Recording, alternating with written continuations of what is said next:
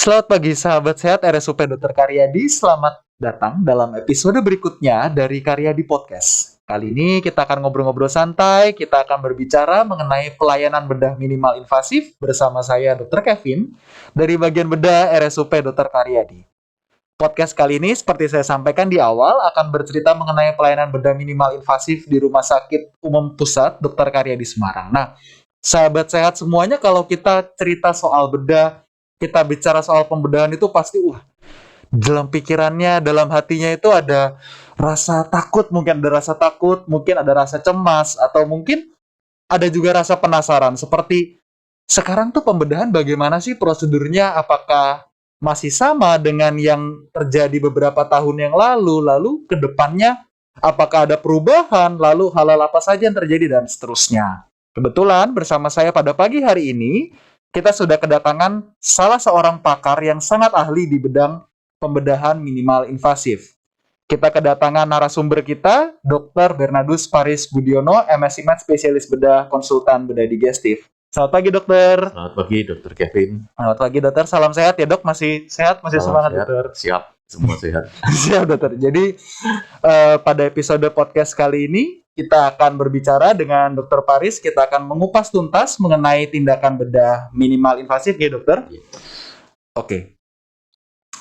Untuk pertanyaan pertama pada pagi hari ini, kalau kita berbicara mengenai pelayanan bedah minimal invasif nih, dokter, pelayanan bedah minimal invasif itu kan bukan bahasa awam ya, dok. Itu bahasa Iya. kedokteran yang Ya, canggih-canggih gitu ya, dok ya. Jadi apa sih, dok, pelayanan bedah minimal invasif? Mungkin dokter bisa menceritakan sama apa sih bedanya pelayanan bedah minimal invasif sama pelayanan bedah konvensional atau yang dulu tuh seperti apa gitu, dok? iya. Terima kasih, Dr. Kevin. Gitu. Ya, memang perkembangan kemajuan bedah itu sangat pesat memang Iya. sekarang ya, terutama di bidang pembedahan ya. Jadi Gitu. kalau dulu kita kenal bedah konvensional, kita misalnya operasi usus buntu, itu kita mesti buka, bikin sayatan di perut cukup lebar. Iya. Nah, dengan adanya teknik minimal invasif ini, kita aksesnya diperkecil gitu. Jadi yang dulu misalnya sayatannya 10 cm, 15 cm, dengan teknik minimal invasif ini, dengan alat-alat khusus ya tentunya ya, Gitu. kita bisa bikin sayatan itu kecil sekali, dengan beberapa titik hanya 1 cm, kemudian hanya setengah senti di tubuh perut bagian kita. Jadi sayatannya yang membedakan sekali itu adalah besar sayatannya, ukurannya itu. Gitu, dokter. Saya kira itu ya mungkin ya. Gitu, dokter. Jadi dari segi sayatan yang dibuat sama mungkin peralatan lebih canggih ya, dok, ya, berarti ya? Ya, betul. Memang perlu alat-alat khusus ya, seperti Alat kamera, khusus. karena Iya. kita masuk ke dalam perut itu, kemudian alat-alat untuk kita mengerjakan, karena ya memang perlu alat-alat khusus gitu. Oke, dok. Ya, Berarti pelayanan bedah minimal invasif nih pelayanan bedah yang lebih canggih daripada yang betul sekali. biasanya, dok, ya. Iya. Biasa dokter bedah bawa pisau gitu, dok. Iya. Sekarang kita bawa kamera gitu ya, dok. Iya, Kita bawa Kita kamera. operasi lihat monitor. Kita operasi lihat monitor. Ya, tidak lihat Gitu. dalam, tapi lihat di monitor gitu. Jadi Nggih. seperti disorot kamera gitu, apa Seperti yang disorot. mau kita kerjakan di Oke, dalam, dokter. gitu. Jadi kayak syuting ini kita lihat monitor gitu ya, Iya. kira-kira kayak gitu ya, dok. Lalu pertanyaan berikutnya lagi nih, dok. Sekarang kan kita tahu bahwa dia lebih canggih, bekas sayatannya lebih kecil. Nah, kasusnya bisa dikerjakan tuh apa aja sih, dok? Apa semua kasus bedah tuh bisa nih kita kerjakan minimal invasif atau gimana tuh? Iya, untuk di bidang minimal invasif itu umumnya di bidang pembedahan di organ-organ di perut. Nggih, dokter. Cuman banyak juga sekarang yang banyak dikerjakan ya selain di organ perut. Jadi salah satu yang paling sering adalah batu kantong empedu. Nggih. Itu merupakan salah satu prosedur terbanyak ya di minimal invasif. Nggih, dok. Yang dulu kita mesti buka perut 10 cm, kita hanya perlu sayatan setengah senti atau 1 cm saja. Nggih. Yang lain banyak juga seperti radang usus buntu, Ada usus buntu. kemudian tumor-tumor tertentu. Tumor, yang sedang tren banyak dilakukan adalah tumor usus besar ya, Nggih. atau kanker kolorektal atau kanker usus besar, itu juga banyak dikerjakan. Nggih. Hernia atau yang kita tedun pun kita bisa kerjakan secara laparoskopi. Nggih. Sebenarnya banyak sekali, hampir prosedur-prosedur pembedahan di dalam perut itu bisa dikerjakan dengan laparoskopi Nggih, dok. untuk saat ini ya. Nggih, dok. Berarti prosedur bedah minimal invasif mungkin selain laparoskopi kayak endoskopi gitu dok, itu juga termasuk ya? Ya, itu termasuk sebenarnya. Jadi minimal invasif itu sebenarnya dibagi dua. Iya. Satu yang laparoskopi, satu yang endoskopi. Iya dok. Jadi kalau endoskopi itu kita melihat organ di dalam. Namanya endo kan di dalam ya. Jadi, kita melihat organ, bisa endoskopi, bisa gastroskopi itu atau kolonoskopi. Iya, dok. Kita melihat rongga di saluran cerna kita, dari lambung atau dari usus besarnya. Oh gitu dokter. Ya, Kalau laparoskopi itu yang kita masukkan monitor gitu dok. betul. Kita pakai kamera, kita masuk kamera kecil gitu 1 cm untuk melihat di organ dalam dan prosedur apa yang akan kita kerjakan nanti. Oh gitu. Gitu. Lalu pertanyaan berikutnya pasti lebih lanjut lagi nih, bertanya kenapa sih prosedur minimal invasif, kenapa sih prosedur yang canggih ini berkembang dok? Apa yang membuat dia lebih unggul untuk dikerjakan dibandingkan dengan tindakan bedah yang sebelumnya kan dok? Ya betul sekali dokter Kevin. Jadi banyak keuntungan yang didapat dengan prosedur laparoskopi ini. Salah satunya adalah besar sayatan. Yang dulu kita perlu 10 cm, kita hanya perlu setengah senti untuk memasukkan kamera. Itu yang pertama. Yang kedua, recovery dari pasien jauh lebih cepat. Jadi yang misalnya kita dulu operasi usus buntu, kita perlu 3-5 hari untuk keluar dari rumah sakit. Dengan prosedur laparoskopi ini, kita bisa 1-2 hari aja, dia udah bisa pulang. Jauh lebih cepat ya dok ya? Iya, recovery pasiennya lebih cepat. Risiko infeksi terutama juga lebih kecil. Infeksi di luka operasinya. Jadi itu memperkecil sekali risiko-risiko infeksinya. Oh gitu dokter. Jadi dari segi besar insisinya mungkin beberapa orang kan sekarang lagi senang ini ya dok ya, semakin maju teknologi kita semakin sadar, orang kan senang dengan estetik ya dok. Jadi kayak betul sekali. Pengen dioperasi tapi bekas lukanya kalau Jangan bisa sampai terlihat. kalau bisa nggak kelihatan seperti dioperasi gitu dok. Jadi prosedur ini bisa mendukung estetik yang lebih baik gitu dok. Itu salah satu keuntungannya, nanti tidak terlihat gitu atau sangat samar. Sangat samar. Sayatan. Minimal ya dok. Minimal. Lalu kadang kita jadi berpikir dok, mungkin ada yang berpikir, biasa kan kita buka ya dok, kita buka perut misalkan agak lebar, agak besar gitu dok. Itu tujuannya supaya operatornya, dalam hal ini dokter bedah, itu bisa melihat organ dalam dengan jelas gitu dok. Nah, mungkin ada audiens nih, mungkin sahabat sehat tuh ada yang bertanya atau ada yang berpikir, dok, kalau kita masukin kamera nih ke dalam perut gitu, itu gambarnya jadi lebih samar atau jadi lebih jelas dok? Apakah ini jadi lebih aman atau malah lebih serem gitu dok? Kan pasien kadang bertanya gitu dok, mungkin bisa dijelaskan dokter? Iya, justru itu dengan kamera ya, apalagi sekarang ya, dia sudah resolusinya tinggi, kemudian pencahayaannya juga udah baik. Itu justru kita bisa mendapatkan gambar yang jauh lebih detail. Oke dokter.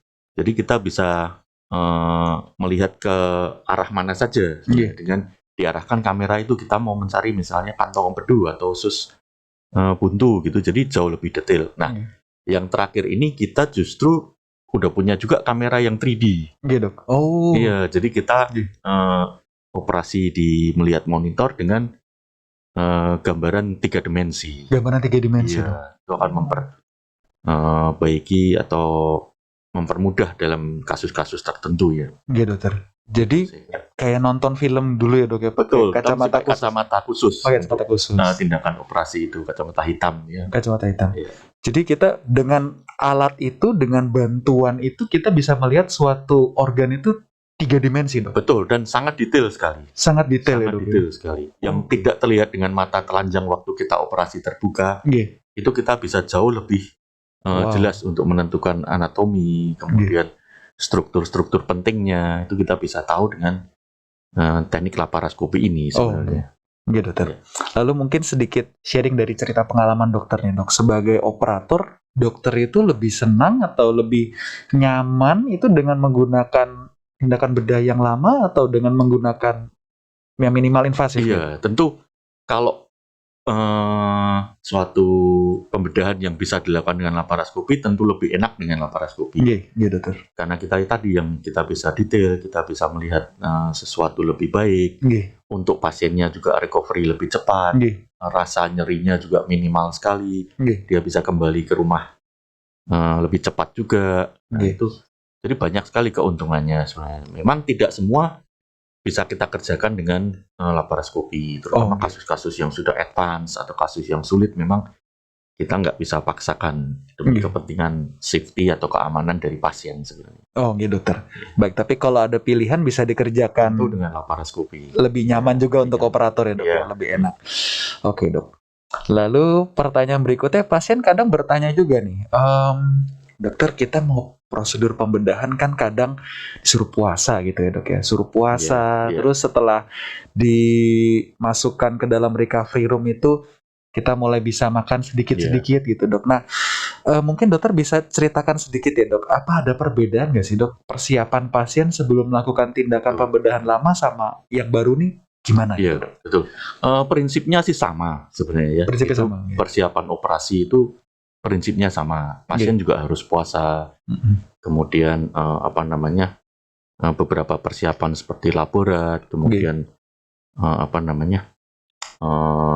kelayakan operasi, fungsi jantung paru itu semua sama. Iya. Jadi tidak berbeda. Yang berbeda hanya tadi prosedur yang akan kita lakukan. Lain-lain sih sama semua. Oke dok.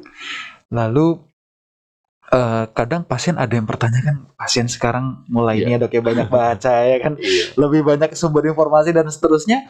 Ada yang bertanya-tanya, apa sih yang akan saya alami gitu dok ketika dilakukan prosedur minimal invasif, terutama ada yang bertanya, bisa nggak sih kalau biusnya tuh bius nggak total gitu, nggak general anestesi gitu dok? Ya, betul. Jadi kita tahu ya pembiusan kan ada yang lokal Nggih. atau regional, Nggih. pasien masih sadar, Nggih. atau yang total jadi pasien tidur gitu. Jadi untuk bidang saya pembedahan di dalam perut itu hampir perlu sekali untuk bius total. Oh gitu. Tujuannya apa? Supaya usus itu rileks sebenarnya. Jadi waktu kita masuk kamera ke dalam perut itu perut sebenarnya kita isi gas sebenarnya. Oh berarti diisi gas. Betul, dikembangkan supaya kita dapat lapangan pandang yang baik. Nggih. Nah, karena dia ada di dalam perut, tentu kita mau organ-organ usus itu rileks. Nah, salah satunya ya kita perlu untuk memang pembiusan total. Pembiusan Gitu. total ya dok. Tapi nanti setelah di recovery dia langsung bangun. Oh langsung bangun. Iya, langsung bangun. Kalau semua berjalan baik, dia bisa langsung makan mungkin nanti malamnya atau setelah 6 jam gitu. Jadi lebih cepat ya dok ya? Betul, recovery-nya dia lebih cepat. Nggak perlu nunggu harus buang angin atau mesti nunggu ini. Gitu. Ya, karena kan kita nggak buka lebar perut itu. Oke dok. Ya. Terus kalau dari aspek perdarahan gitu dok, kadang kan orang takut gitu, kita ngelihat waduh operasi berdarah-darah gitu, pikirannya kan seperti itu dok, dan yang dicitrakan mungkin juga seperti itu. Nah, apakah dengan minimal invasif ini kita bisa menurunkan betul. Jadi kan ini tadi kembali ke besar sayatannya, makin besar kan tentu perdarahan juga makin banyak. Nah, dengan sayatan kecil itu sangat meminimalisir jumlah perdarahan yang terjadi. Oh gitu. Oke dok. Jadi kalau ada sesuatu, kita juga lebih jelas sumber perdarahannya dari mana dengan kamera tersebut. Oke dokter. Lalu pertanyaan berikutnya adalah komplikasinya dok. Nah kadang kan jadi pasien bertanya apa yang dipersiapkan, apa yang terjadi, terus mungkin sahabat saya ada yang bertanya komplikasinya apa sih dok dari tindakan ini? Iya, memang komplikasi tentu ada ya, atau risiko operasi ya tentu ada. Secara umum sih tidak berbeda sebenarnya antara pembedahan yang konvensional atau yang pembedahan terbuka tersebut dengan pembedahan prosedur laparoskopi. Itu komplikasi pada tindakan-tindakan tertentu itu tidak berbeda sebenarnya. Jadi sama komplikasinya itu. Gitu sih. Lalu tadi kata dokter kan sempat dimasukkan gas ke dalam ya dok ya, dalam perut. Nah itu gasnya itu nanti keluar sendiri atau gimana itu? Ya, gas yang kita pakai itu gas CO2. Oh CO2.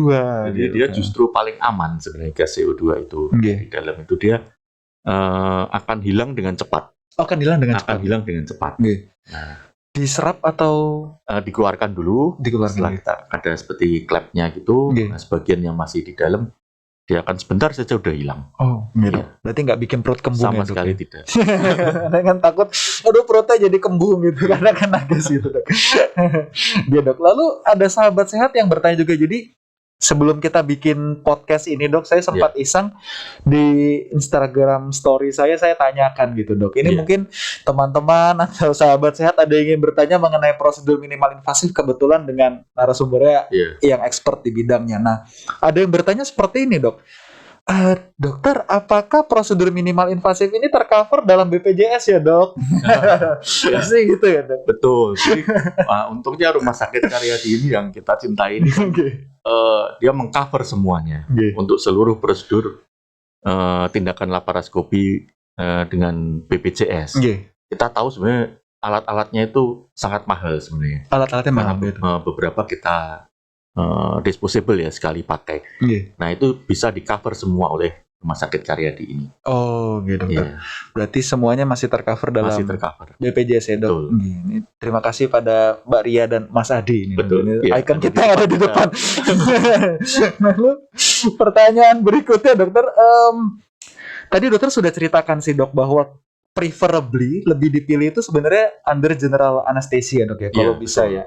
Lalu kalau pertanyaannya bius untuk misalkan mengangkat kandung empedu gitu dok, kalau ada batu itu kalau kita kerjakan regional seperti di operasi sesar seperti itu, apakah memungkinkan ya dok ya?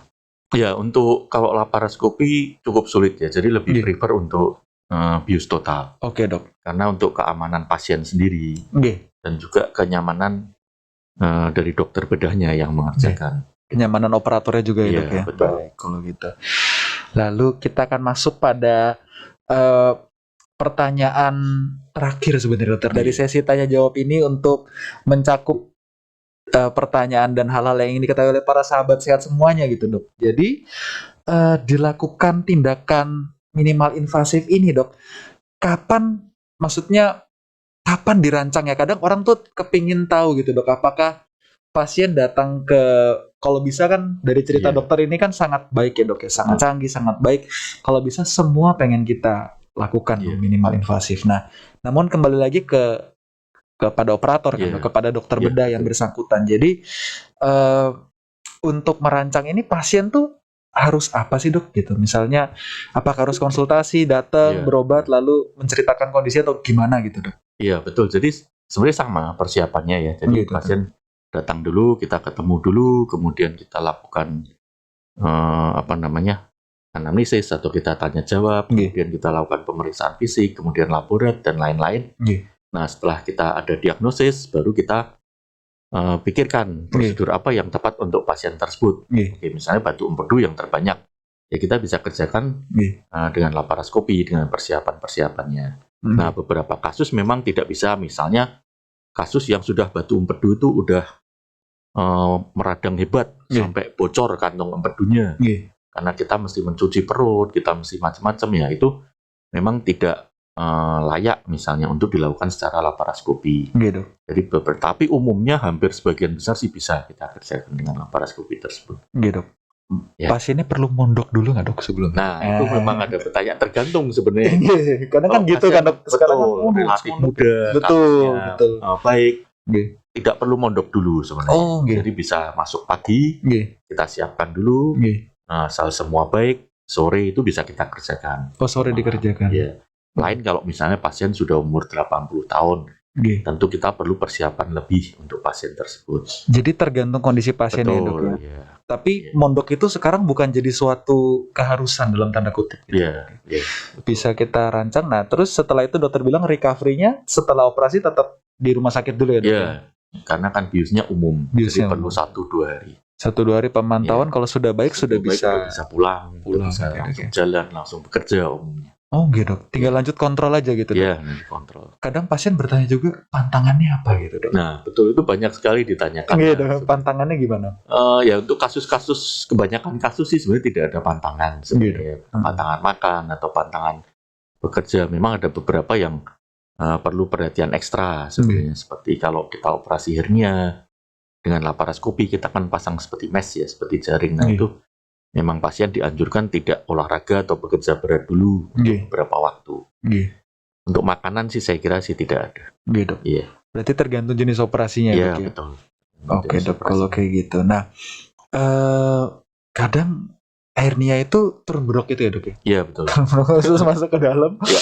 Terus sekarang bisa dikerjakan laparoskopik juga ya dok? Bisa. Bisa. Dengan laparoskopik. Oke dokter, kalau seperti itu mungkin sedikit penasaran ya dok ya. Iya. Ada yang ingin bertanya juga sahabat sehat. Kadang kan keluarga pasien nunggu di depan kamar Iya. operasi gitu ya dok ya. Betul. Terus bertanya-tanya, waduh ini sudah sekian lama berjalan kok belum selesai-selesai Iya. gitu dok. Kadang dengan minimal invasif ini waktu pengerjaannya jadi lebih lama atau jadi lebih cepat ya dok? Iya betul. Beberapa prosedur justru dia mempercepat. Beberapa prosedur mempercepat. Iya, seperti usus buntu yang belum terlalu berat ya. Kalau kita operasi konvensional terbuka itu mungkin perlu kurang lebih lah kasus-kasus secara umum 1 jam mungkin ya. Dengan laparoskopi ini kita bisa lebih cepat sebenarnya. Oh gitu. Iya, mungkin setengah jam udah selesai. Oke. Kasus yang simple sih biasanya dia akan lebih cepat. Kasus yang simpel lebih Iya. cepat gitu dokter. Dan tergantung juga kepada jam terbang dan pengalaman Betul. operatornya ya dok ya. Oh, iya. Gitu. Nah sekarang pertanyaan untuk lingkup. Nah ini teman-teman saya juga ada yang banyak bertanya residen atau mungkin sejawat teman-teman dari bagian bedah bertanya dok untuk bisa perform atau melakukan tindakan ini kita harus misalnya harus mengambil kursus tambahan atau bagaimana? Iya, sebenarnya untuk residen bedah atau untuk dokter yang mengambil spesialis bedah sudah masuk dalam kurikulum. Sudah masuk kurikulum. Ya, nanti akan dapat beberapa prosedur tertentu. Ada 2 prosedur ya, yang usus buntu dan batu kantong empedu itu sudah menjadi syarat untuk sejawat yang mengambil dokter bedah. Gitu. Jadi mungkin pesan yang bisa diambil sahabat sehat, dokter bedah bisa ya dok ya mengerjakan. Bisa sekali. Dokter bedah bisa meskipun kasusnya tidak banyak gitu Iya, dok ya. iya. Kalau kasus-kasus advance mungkin harus melanjutkan Betul. ke tempat-tempat yang Iya, lebih tingkat jenjang yang lebih tinggi. Jenjang yang Rumah lebih sakit yang tinggi. lebih baik. Oke dokter. Jadi terima kasih banyak Terima dokter kasih, atas Pak Kevin. penjelasan materi yang sudah diberikan. Saya harap semua yang kita obrolkan pada siang hari ini bisa memberikan pencerahan ya dok, bisa memberikan betul. semangat pada para sahabat sehat. Jadi sahabat sehat nggak takut lagi, Betul nggak sekali. bingung, Iya. dan yang paling penting adalah tidak ragu untuk bertemu dengan dokter bedah gitu ya dok. Iya. Kadang kan aduh ragu gitu. Tidak semua harus dibedah juga. Tidak semua harus dibedah. Iya betul dok. Jadi poinnya pesannya itu dok, Iya. bahwa sahabat sehat menjadi lebih mantap. Sahabat Betul. sehat punya punya pandangan yang lebih baik. Iya. Sahabat sehat punya informasi yang lebih baik bahwa sekarang prosedur bedah ini sudah maju loh, sudah nggak seperti zaman Belanda dulu Iya. mungkin ketika Iya. masih sulit, lampunya masih susah dan seterusnya. Sekarang sudah canggih, prosedur yang dikerjakan sudah jauh lebih baik, dan hasil atau keluaran baik dari segi estetik maupun pemulihan maupun Betul. aktivitas pasien Iya, betul sekali. sudah Jauh lebih cepat. jauh lebih cepat dan banyak improvementnya. Baiklah dokter, terima kasih banyak Terima kasih. atas informasi dan penjelasan juga mengenai segala obrolan yang sudah diberikan pada pagi hari ini. Kita sudah banyak ngobrol mengenai tindakan pembedahan minimal invasif ya dok. Iya, Semua keuntungan, semua prosedur yang harus disiapkan, lalu termasuk bahkan komplikasinya juga ya Iya, dok ya, betul. kita sudah ceritakan. Dan semoga informasi dari obrolan kita bisa menjadi suatu pandangan, bisa menjadi suatu pemahaman yang lebih kepada pasien, sehingga sahabat sehat semuanya tidak ragu lagi dan tidak bingung untuk bertemu dengan dokter bedah. Jadi tidak horor Iya. gitu, kesannya tidak horor, melainkan menjadi mapan bersama-sama untuk mencari solusi terbaik, Iya. bersama-sama untuk mencari kesembuhan dari sahabat sehat semuanya. Nah, tentu saja saya tidak lupa mendoakan kepada seluruh pendengar, seluruh sahabat sehat agar tetap sehat, tetap bersemangat dalam menjalani aktivitas sehari-hari. Tentunya dalam masa pandemi COVID-19 ini, marilah tetap sama-sama kita menjaga protokol kesehatan. Jalan-jalan ke Purwodadi, foto sana-sini dengan HP terbaru. Ikuti terus sosial media RSUP Dr. Karyadi untuk mendapatkan informasi kesehatan terbaru. Saya Dr. Kevin bersama Dr. Bernardus Faris Budiono, MSI Med Spesialis Bedah Konsultan Bedah Digestif, mengucapkan terima kasih sudah menyimak podcast Karyadi pada hari ini. Karyadi, bangga melayani. Terima kasih. Terima kasih. Dadah.